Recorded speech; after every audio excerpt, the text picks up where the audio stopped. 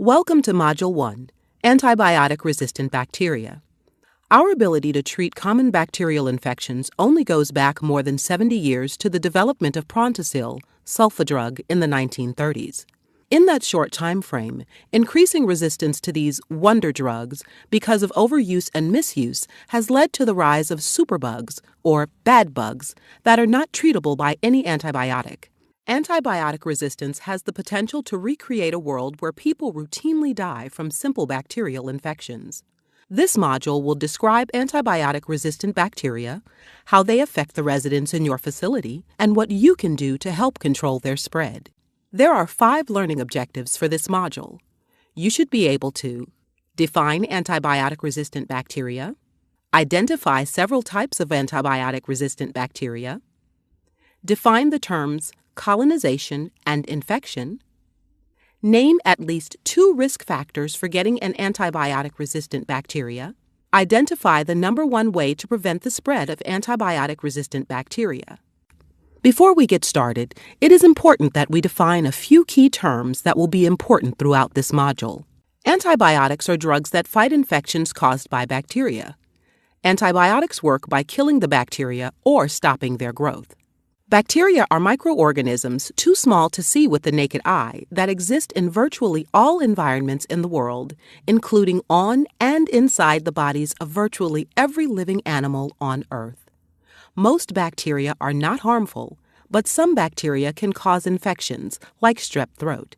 Antibiotic resistance is the ability of bacteria to survive exposure to one or more antibiotics.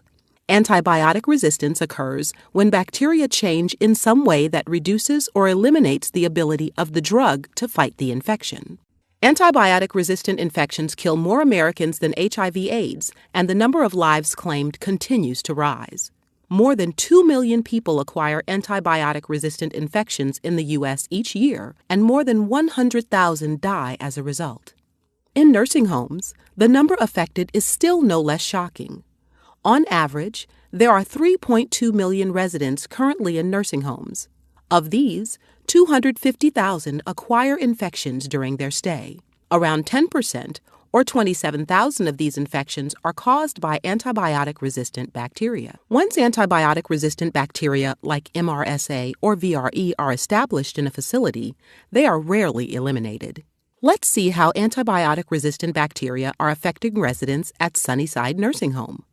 Previously on Gowns and Gloves, a mysterious outbreak seems to be wreaking havoc in Sunnyside Retirement Home. Will the staff get the outbreak and their residents under control? Will the residents put up with the precautions they're going to need to follow? And will Elaine Houston find the truth about her past? Find out on Gowns and Gloves. Volunteering. So give me an update. What's going on? Well, Vanessa, I think we have a problem. We have several patients who seem to have similar infections. Mr. Lawrence, Ms. McCoy, and Mr. Mayhall all have infections with MRSA. That does seem to be an issue. When did you first notice the problem? When I came on my shift, I looked at the charts and I noticed that all the patients have had positive cultures within the past 2 weeks. They all have it. Slow down. Who was the first resident to test positive? When Mrs. McCoy was admitted from the hospital, she came with a MRSA infection. About 4 days later, her next-door neighbor, Mr. Lawrence, had a bed sore that became infected with MRSA. You know he's debilitated and needs total care. Then, Mr. Lawrence's roommate, Mr. Mayhall, became colonized with MRSA. And Elaine Houston, she must have become colonized when she was admitted here for rehab for her hip surgery. We need to take action. There's an infection control breakdown somewhere. What have we done about these residents? Didn't we place the infected residents on contact precautions? Is anyone in this place washing their hands? I know. Why are we still having transmission between residents? I don't know. What are we going to do to stop this outbreak from happening? And cut. All right, good. But this time when we do it, I want you to do it with passion, right? This is serious news you're hearing. We have a lot of sick residents here. Jacques is right, everyone. Hi, guys. I'm Jean Walker. I'm the content expert here to make sure that we've got all the information correct. And it's not just that these residents are sick. they have a bacterial infection called MRSA that is resistant to the most commonly used antibiotics. And because it is resistant to many antibiotics, if they have MRSA, it's more likely to continue to spread, which is like a snowballing effect. Oh, and one more thing. When you're saying it, we need you to say MRSA, not MRSA. Okay?